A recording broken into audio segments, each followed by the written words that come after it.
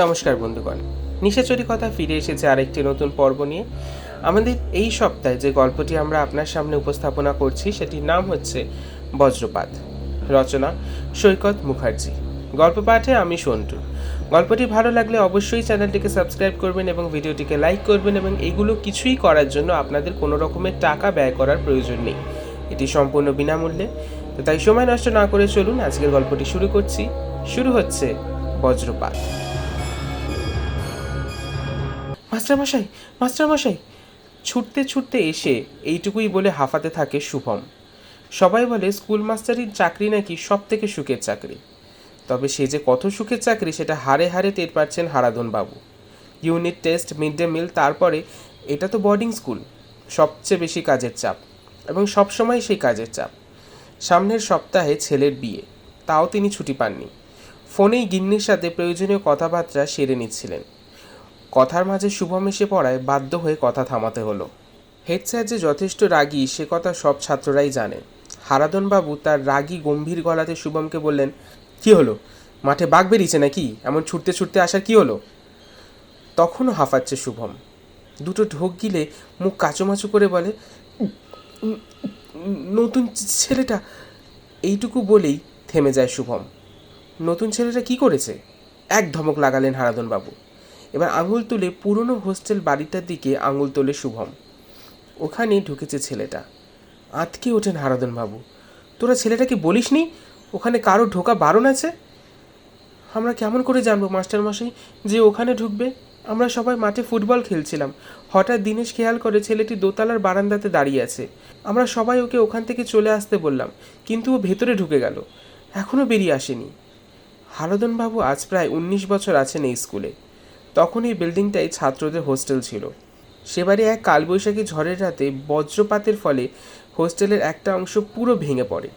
কয়েকজন ছাত্র মারাত্মক রকমের আহত হয়েছিল। মারা গিয়েছিল একজন ছাত্র। মুখটুকু বাদে শরীরের একটা অংশ বিশ্রীভাবে ঝলসে পুড়ে গিয়েছিল। আজ 12 বছর হয়ে গেল, বা তারও বেশি।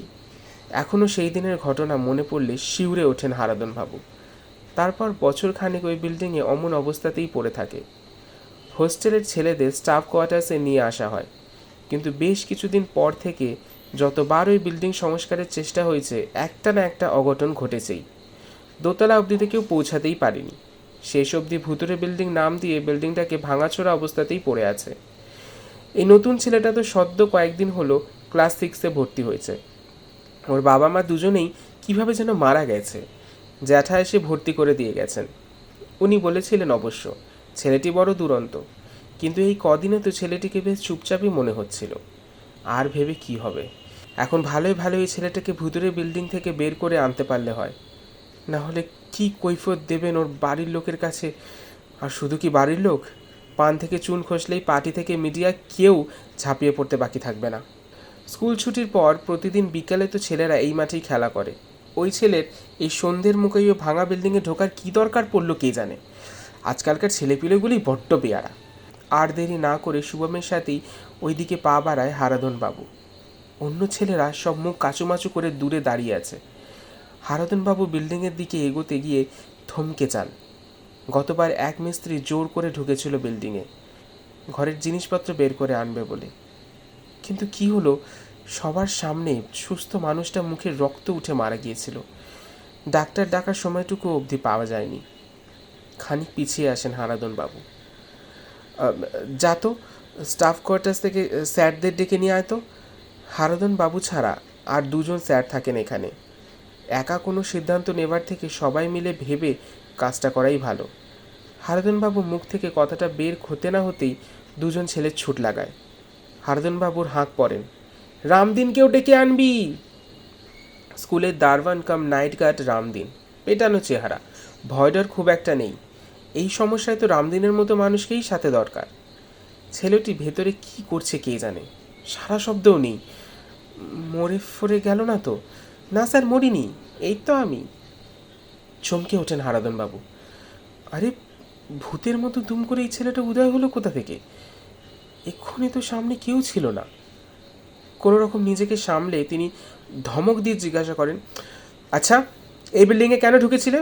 তুমি জানো না এখানে ঢোকা বারণ? কেন স্যার, কি হয়েছে বিল্ডিংয়ে? ছেলেটার কথায় কি যে ছিল কে জানে, কোনো প্রতিবাদ করতে পারেন না হারাধনবাবু। তার বদলে সেই দিনে সেই ভয়ঙ্কর ঘটনার কথা ব্যাখ্যা করতে লাগেন। ছেলেটা কি সম্পূর্ণ পুড়ে গিয়েছিল স্যার? 12 বছর আগে সেই ঝলসানো মৃতদেহটা আবার চোখের সামনে ভেসে ওঠে হারাধনবাবুর।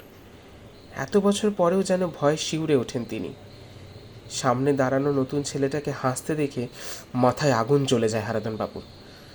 বাজ খাই গলাতে জিজ্ঞাসা করেন, হাসির কি হলো?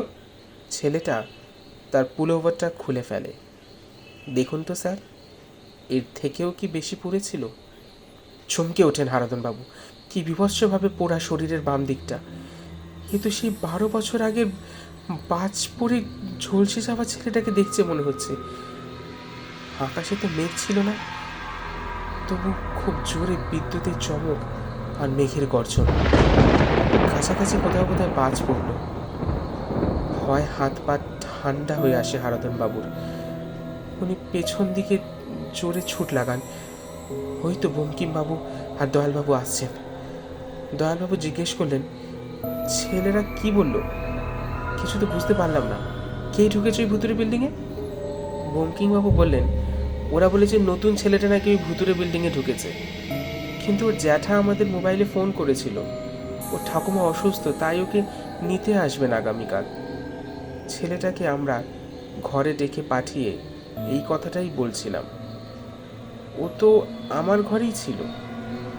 আপনি কি দেখেছেন? এই ছেলেদের কথার কোনো ঠিক নেই, নাকি কি দেখতে কি দেখেছেন? আকাশে এমন মেঘ করেছে আর এখনও খেলা? খেলতেই হবে, পড়তে বসতে হবে না? এক্ষুনি যে যার ঘরে গিয়ে ইংরেজি বই নিয়ে বসো, আমি 10 মিনিটের মধ্যে যাচ্ছি। দয়ালবাবুর বকুনিতে ছেলেরা সবাই হই হই করতে করতে ফিরে যায় হোস্টেলের দিকে। ছেলেরা কি দেখতে কি দেখেছে হতে পারে, কিন্তু হারাধনবাবু একটু আগে নিজের চোখে যা দেখেছেন তা ভুলবেন কি করে? কিন্তু সে কথা বলতে গেলে কেউ বিশ্বাস করবে না। কাউকে কিছু না বলে ধীর পায়ে নিজের ঘরের দিকে পা বাড়ান হারাধনবাবু। মনে মনে ঠিক করে ফেললেন, কিছু না পেলেও কাল সকালেই মেডিকেল লিভ নিয়ে বাড়ি চলে যাবেন। আর মাত্র 3 বছরের চাকরি আছে। গিন্নির কথা মতো এবার বাড়ির কাছাকাছি ট্রান্সফার নেবার চেষ্টা করতেই হবে। শুনছিলেন বজ্রপাত, রচনা সৈকত মুখার্জি। গল্পটি আপনাদের কেমন লাগলো অবশ্যই আমাদের কমেন্ট করে জানাবেন।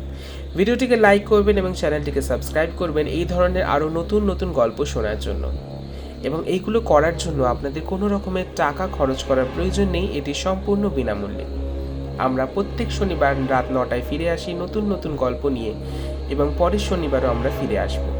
ততক্ষণ শুনতে থাকুন নিশিচুরি কথা।